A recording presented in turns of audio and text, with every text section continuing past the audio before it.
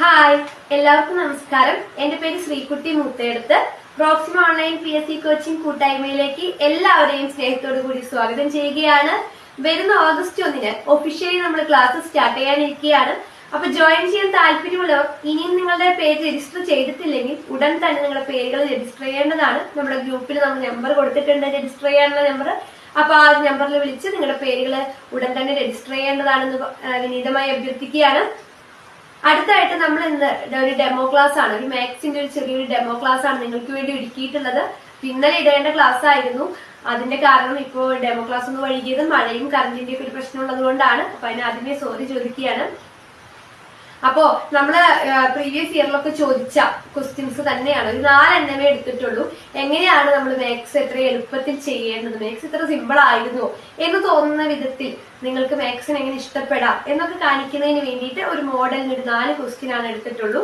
അപ്പൊ അതിലോട്ട് നമുക്ക് കടക്കാം. അതിനു മുമ്പേ തന്നെ പൗലോ കൊയ്ലോയുടെ ഒരു മനോഹരമായ വാചകത്തോടു കൂടി തന്നെ നമുക്ക് തുടങ്ങാം. നിങ്ങൾക്ക് അതിയായ ഒരു ആഗ്രഹമുണ്ടെങ്കിൽ ആ ആഗ്രഹത്തിനൊപ്പം തന്നെ ലോകം നിങ്ങൾക്കൊപ്പം ഉണ്ടാവും, ലോകം നിങ്ങൾക്കൊപ്പം തന്നെ ഉണ്ടാവും എന്നാണ് പൗലോ കൊയ്ലോ പറഞ്ഞിട്ടുള്ളത്. അപ്പൊ ഞാൻ നിങ്ങളോട് പറയുകയാണ്, നിങ്ങൾക്ക് കൃത്യമായിട്ടുള്ള ഒരു ലക്ഷ്യം, ഒരു ഗവൺമെന്റ് ജോബ് എന്ന് പറയുന്ന ഒരു ഡ്രീം ഉണ്ടായിരിക്കണം. അതിനുവേണ്ടി ശ്രമിക്കണം.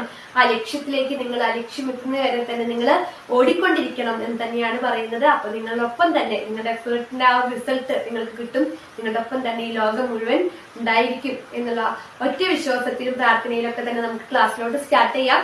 അപ്പൊ ഇന്ന് എടുത്തിട്ടുള്ള ഈ ഒരു ക്വസ്റ്റ്യൻസ് എന്നൊക്കെ പറയുന്നത് നിങ്ങൾ ഒരുപാട് കണ്ടുപരിചയമുള്ള ക്വസ്റ്റ്യൻസ് തന്നെയാണ്. പ്രീവിയസ് ഇയർ ക്വസ്റ്റ്യൻ പേപ്പറിലൊക്കെ തന്നെയും PSC പല വിധത്തിൽ വാല്യൂസുകൾ മാറ്റിയിട്ടിട്ട് ഇതേ ചോദ്യങ്ങൾ തന്നെ ആവർത്തിച്ച് കണ്ടിട്ടുണ്ട്. അപ്പൊ അതിൽ അറിയുന്നവരുണ്ടാവാം, അറിയാത്തവരുണ്ടാവാം, ചിലപ്പോൾ ഒട്ടും ബേസിക് പോലും ഇല്ലാത്ത കുട്ടികളുണ്ടാവാം. പക്ഷെ നമ്മുടെ ക്ലാസ് എല്ലാവർക്കും ഉള്ളതാണ്. അപ്പൊ അതുകൊണ്ട് തന്നെ നമ്മൾ ഇത് എങ്ങനെ ചെയ്യാം, ചില ക്വസ്റ്റ്യൻസിന് ചിലപ്പോൾ നമുക്ക് ഫോർമുല വേണ്ടി വരും, ചില ക്വസ്റ്റ്യൻസ് നമുക്ക് ഫോർമുല ഇല്ലാതെ ചെയ്യാം. അപ്പൊ എങ്ങനെയാണെങ്കിലും നമ്മൾ മാത്സ് നമ്മുടെ ഏറ്റവും അടുത്ത് നിൽക്കുന്ന ഒരു സുഹൃത്തായി മാറും നമ്മുടെ ക്ലാസ്സിൽ, പ്രോക്സിമയുടെ ക്ലാസ്സിൽ ജോയിൻ ചെയ്യുന്നവർക്ക് എന്നുള്ളത് ഞാൻ 100% ഉറപ്പ് തരികയാണ്. അപ്പൊ മാത്സ് പലപ്പോഴും നമ്മള് PSC 10 മാർക്കിനാണ് PSC ഉണ്ടാവാറുള്ളത്. പക്ഷെ പലപ്പോഴും കുട്ടികൾ അറ്റൻഡ് ചെയ്യാതെ പോരുകയും അറ്റൻഡ് ചെയ്തിട്ട് ചിലപ്പോൾ നെഗറ്റീവ് ആകുന്ന കുട്ടികളെയൊക്കെ കണ്ടിട്ടുണ്ട്. അപ്പൊ അത് അറിയില്ല എന്നൊരു ഉള്ളിലെ തോന്നലുകളിൽ നിന്നാണ് നമുക്ക് പലപ്പോഴും പലതും കിട്ടാത്തത്. അപ്പൊ ആ ഒരു ആറ്റിറ്റ്യൂഡ് ആദ്യം മാറ്റി വയ്ക്കുക. നമുക്കറിയും, നമുക്കിത് ചെയ്യാൻ കഴിയും എന്നുള്ള ഒറ്റ വിശ്വാസത്തിൽ വേണം ഓരോന്നും നമ്മൾ അറ്റൻഡ് ചെയ്യാൻ. ഇത് നമുക്ക് അറിയുന്ന ക്വസ്റ്റ്യൻ ആണ് എന്ന് നോക്കി വേണം നമ്മളത്, എന്നിട്ട് വേണം അത് വായിക്കാൻ തുടങ്ങാൻ. അപ്പൊ ഓട്ടോമാറ്റിക് മാത്സിന്റെ ഒരു പ്രത്യേകത എന്ന് പറയുമ്പോൾ പലപ്പോഴും ചോദ്യത്തിൽ തന്നെ ഉത്തരങ്ങൾ ഒളിഞ്ഞിരിക്കുന്നുണ്ടാവും. അപ്പൊ നമുക്ക് ഈ ചോദ്യത്തിലോട്ട് കടക്കാം. ഒരു ക്ലോക്കിലെ സമയം 2 മണിയാണെങ്കിൽ മിനിറ്റ് സൂചിക്കും മണിക്കൂർ സൂചിക്കും ഇടയിലുള്ള കോണളവ് എത്ര എന്നാണ്. പലപ്പോഴും വന്നിട്ടുള്ള PSC ചോദിച്ചു മടുത്തിട്ടുള്ള ഒരു ക്വസ്റ്റ്യൻ തന്നെയാണിത്. നമ്മൾ കണ്ടിട്ടുള്ള 9:30, 10:30, 11:30, 2:15, 3:15 ഒക്കെ പോയിന്റ് ഇട്ടിട്ടുള്ളതാണ് കണ്ടിട്ടുള്ളത്. ഇവിടെ പറഞ്ഞിട്ടുള്ള 2 മണി എന്നാണ്. അപ്പൊ 2 മണി, 3 മണി, 4 മണി എന്നിങ്ങനെ കൃത്യമായിട്ടുള്ള ഒരു സമയമാണ് തരുന്നതെങ്കിൽ ഇത്തരം കണക്കുകൾക്കുള്ളിലെ കോണളവ് കാണാൻ വേണ്ടി ചോദിക്കുകയാണെങ്കിൽ അതിനെ നമ്മൾ എന്ത് ചെയ്താൽ മതി, 30 കൊണ്ട് ആ സംഖ്യയെ ഗുണിച്ചാൽ മതി. ഇവിടെ എത്രയാണ്, 60 ഡിഗ്രിയാണ് കോണളവ്.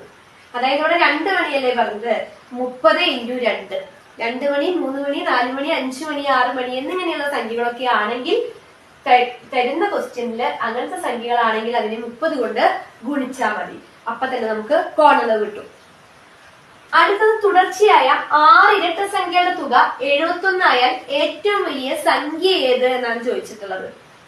ക്വസ്റ്റ്യനിൽ തന്നെ നമുക്ക് ഉത്തരം ഒളിഞ്ഞിരിപ്പുണ്ട്. 6 ഇരട്ട സംഖ്യയുടെ തുക 71 ആയാൽ ഏറ്റവും വലിയ സംഖ്യ. ഇരട്ട സംഖ്യ എന്താണെന്ന് ചെറിയ ക്ലാസ് മുതലേ നമുക്കറിയാം. ഇരട്ട സംഖ്യകളും ഒറ്റ സംഖ്യകളും ഒക്കെ നമ്മൾ പഠിച്ചിട്ടുള്ളതാണ്. അപ്പൊ അതിനെ കുറിച്ചൊന്നും പറയേണ്ട ആവശ്യമില്ല. തുക തന്നിട്ടുള്ളത് ഇവിടെ ഒറ്റ സംഖ്യയാണ്. 71 എന്ന് പറയുന്നത് ഒറ്റ സംഖ്യയാണ്. തുക എപ്പോഴും മധ്യത്തിൽ നിൽക്കും. പിന്നെ എന്താ പറഞ്ഞിട്ടുള്ളത്, 6 ഇരട്ട സംഖ്യകൾ പറഞ്ഞിട്ടുണ്ട്, തുക എപ്പോഴും മധ്യത്തിൽ. അപ്പൊ 6 ഇരട്ട സംഖ്യകൾ എന്ന് പറയുമ്പോൾ എന്തുണ്ടാവും, 71 ശേഷം ഒരു 3 ഇരട്ട സംഖ്യകൾ ഉണ്ടായിരിക്കും, 71 മുമ്പിൽ ഒരു 3 ഇരട്ട സംഖ്യകൾ ഉണ്ടായിരിക്കും. എങ്കിൽ മാത്രമാണ് 6 ഇരട്ട സംഖ്യകൾ എന്ന ചോദ്യത്തിൽ പറയുന്നതിലോട്ട് നമ്മൾ എത്തുള്ളൂ. ഇവിടെ നമ്മൾ മുമ്പിലുള്ളത് എഴുതേണ്ട ആവശ്യമില്ല. 71 മുമ്പിലുള്ള 6 ഇരട്ട സംഖ്യ അല്ല 3 ഇരട്ട സംഖ്യകൾ നമ്മൾ എഴുതേണ്ട ആവശ്യമില്ല. കാരണം എന്താ, 71 ആയാൽ ഏറ്റവും വലിയ സംഖ്യയാണ് ചോദിച്ചിട്ടുള്ളത്, വലിയ സംഖ്യയാണ് ചോദിച്ചിട്ടുള്ളത്. അതെന്താണ്, അതെപ്പോഴും തുകയേക്കാൾ വലുതായിരിക്കും. അപ്പൊ 21ന് ശേഷമുള്ള ഇരട്ടസംഖ്യകൾ എഴുതിയാൽ മതി. 72, 74, 76. ഇത് എഴുതി സമയം വെറുതെ കളയണ്ട. അപ്പൊ വലിയ സംഖ്യ എന്ന് ചോദിച്ചപ്പോ നമുക്ക് എന്ത് കിട്ടി? 76 ഇനിയിപ്പോ ചെറിയ സംഖ്യയാണ് ചോദിക്കുന്നതെങ്കിൽ എന്ത് ചെയ്താൽ മതി? ഇതിന് മുമ്പിലുള്ളത് എഴുതിയാൽ മതി. അപ്പൊ അത് നോക്കിയിട്ട് വലിയതാണോ ചെറിയതാണോ എന്നൊക്കെ നോക്കിയിട്ട് മാത്രം എഴുതിയാൽ മതി. അപ്പൊ ഇത് നമ്മൾ ഇതിന്റെ 3 എഴുതണ്ട. എഴുതണമെങ്കിൽ എഴുതാം, അത്രയേ ഉള്ളൂ. 68, 66, 64 ഇങ്ങനെ എഴുതണമെങ്കിൽ എഴുതാം, എഴുതിയില്ലെങ്കിലും കുഴപ്പമില്ല. നമുക്ക് ഉത്തരം കിട്ടി. നമുക്ക് ഇതേ വേണ്ടിയിരുന്നുള്ളൂ, ഈ പേറ്റേണേ വേണ്ടിയിരുന്നുള്ളൂ. ഇപ്പൊ 76 അതിന് വലിയ സംഖ്യ എന്ന് പറയുന്നത്. അടുത്തൊരു ക്വസ്റ്റ്യൻ നോക്കിയേ. ഒരാൾ 1400 രൂപയ്ക്ക് സൈക്കിൾ വാങ്ങി 15% നഷ്ടത്തിൽ വിറ്റു എങ്കിൽ വിറ്റ വില എത്ര? ഇതിന് വിറ്റ വില, വാങ്ങിയ വില, നഷ്ടവില എന്നിങ്ങനെ പറഞ്ഞിട്ടുള്ള ക്വസ്റ്റ്യൻസ് ഒക്കെ കാണാറുണ്ട്. ഇവിടെ ചോദിച്ചിട്ടുള്ള വിറ്റ വിലയാണ്. കാരണം വാങ്ങിയ വില തന്നിട്ടുണ്ട്, നഷ്ടം എത്ര ശതമാനമാണ് തന്നിട്ടുണ്ട്, വിറ്റ വില എത്രയാണെന്നാണ് ചോദിച്ചിട്ടുള്ളത്. വേറെ ഒന്നുമില്ല, ഫോർമുല ഇല്ലാതെ നമുക്കിത് ചെയ്യാൻ പറ്റുന്നത് ഈ 1400ന്റെ 15% കണ്ടിട്ട് എന്ത് ചെയ്താൽ മതി? 15% എന്ന് പറയുമ്പോൾ 210 ആ 15%, 1400ന്റെ 15% കണ്ടു കഴിഞ്ഞാൽ നമുക്ക് 210 കിട്ടി. ഈ 210നെ ഈ 1400 കൊണ്ട് കുറച്ചാൽ മതി. 210 1400 മൈനസ് 210 1290. 1290. ഇനിയിപ്പോ ഇങ്ങനെ ഇത്രയും ക്വസ്റ്റ്യൻസ് വരുന്ന സമയത്ത് എങ്ങനെ 1400ന്റെ 15% കാണാൻ അറിയില്ല, ഇവിടെ 15ഓ 18ഓ 25ഓ എത്രയോ ശതമാനം കാണാൻ അറിയില്ലെങ്കിൽ എന്ത് ചെയ്താൽ മതി? ഈ 1400നെ 15 കൊണ്ട് ഗുണിച്ചിട്ട് 100 കൊണ്ട് ഹരിച്ചാൽ മതി, ശതമാനം കിട്ടും. അപ്പൊ ശതമാനം കിട്ടിക്കഴിഞ്ഞു കഴിഞ്ഞാൽ, അതായത് ആ ശതമാനം കിട്ടിക്കഴിഞ്ഞു കഴിഞ്ഞാൽ അതിവിടെ തന്നിരിക്കുന്ന വലിയ സംഖ്യയായ 1400 കൊണ്ട് കുറച്ച് കഴിഞ്ഞാൽ നമുക്ക് എന്ത് കിട്ടും? വിറ്റ വില കിട്ടും. ഇവിടെ ആകെ ചെയ്തത് നമുക്കറിയാവുന്ന കുറച്ച് ക്രിയകൾ മാത്രമാണ്. നമ്മൾ ഗുണിച്ചു, കുറച്ചു, 2 ക്രിയ മാത്രമേ ഇവിടെ ചെയ്തുള്ളൂ. നമ്മൾ വേറെ ഫോർമുലകളൊന്നും ഉപയോഗിക്കാതെയാണ് നമ്മളിവിടെ ചെയ്തത്. അടുത്തൊരു ക്വസ്റ്റ്യൻ നോക്കൂ. 32 പേർ ഒരു ജോലി 15 ദിവസം കൊണ്ട് ചെയ്തു തീർത്തുവെങ്കിൽ 10 ദിവസം കൊണ്ട് അതേ ജോലി ചെയ്തു തീർക്കാൻ എത്ര ആളുകൾ വേണമെന്നാണ്. വർക്ക് ആൻഡ് ടൈമിലെ പലതരത്തിലുള്ള ക്വസ്റ്റ്യനുകൾ വർക്ക് ആൻഡ് ടൈമിൽ നിന്ന് വരാറുണ്ട്. ഇത് അതിലൊരു ടൈപ്പാണ്. 32 പേർ ഒരു ജോലി, 32 പേര് തന്നിട്ടുണ്ട്, 15 ദിവസം തന്നിട്ടുണ്ട്. ഒരു ജോലി 15 ദിവസം കൊണ്ട് ചെയ്ത് തീർത്തുവെങ്കിൽ 10 ദിവസം കൊണ്ട് അതേ ജോലി ചെയ്തു തീർക്കാൻ എത്ര ആളുകൾ വേണം? ഇവിടെ ആളുകളുടെ എണ്ണ ചോദിച്ചിട്ടുള്ളത്. ഓപ്ഷനിൽ ചിലപ്പോൾ ഒരുപക്ഷെ 32ന് താഴെയുള്ള സംഖ്യകളൊക്കെ ഉണ്ടായിരിക്കും. 2 ഓപ്ഷൻ ചിലപ്പോൾ 32ന് താഴെയാണെങ്കിൽ അത് അപ്പൊ തന്നെ നമുക്ക് കട്ട് ചെയ്ത് കളയാം. കാരണം ഉത്തരം എപ്പോഴും 32ന് മേലെ ആയിരിക്കും. അത് നമ്മുടെ കോമൺ സെൻസ് വെച്ച് ചിന്തിക്കുമ്പോൾ നമുക്ക് ഈ ക്വസ്റ്റ്യൻ വായിക്കുമ്പോൾ തന്നെ മനസ്സിലാവും. ഉത്തരം എപ്പോഴും 32ന് മേലെയായിരിക്കും. അപ്പൊ നമുക്കിത് എങ്ങനെ ചെയ്യാൻ പറ്റും? ഇവിടെ 32 ഉണ്ട്, നമുക്ക് തന്ന സംഖ്യകൾ ഏതൊക്കെയാണെന്ന് ആദ്യം നോക്കുക. 32 ഉണ്ട്, 15 ഉണ്ട്, 10 ഉണ്ട്. ഇതുകൊണ്ട് നമുക്ക് എന്ത് മാജിക് കളിക്കാൻ പറ്റും? 32 ഇൻറ്റു 15. ഇപ്പൊ എത്ര കിട്ടി? 450 കിട്ടി. പിന്നെ ആളുകളുടെ എണ്ണമാണ് ചോദിച്ചിട്ടുള്ളത്. ദിവസം ഇവിടെ തന്നിട്ടുണ്ട്, വേറെ ഒന്നുമില്ല. 450 ബൈ 10 ഈക്വൽ ടു 48. 10നെ ഹരിച്ചാൽ മതി. ഇപ്പൊ 48. മനസ്സിലായോ?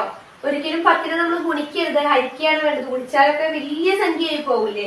അപ്പൊ തന്നെ നമ്മുടെ കോമൺ സെൻസിൽ നമുക്ക് ചിന്തിക്കാം, നമുക്കത് ഗുണിക്കല്ല ഹരിക്കുകയാണ് വേണ്ടതെന്നൊക്കെ. അപ്പൊ മറന്നു പോവില്ല. 32 ഇൻറ്റു 15 നമ്മൾ ചെയ്തു, അതിനുശേഷം 10 കൊണ്ട് ഹരിച്ചു. അപ്പൊ ഉത്തരം എത്ര കിട്ടി? 48 കിട്ടി.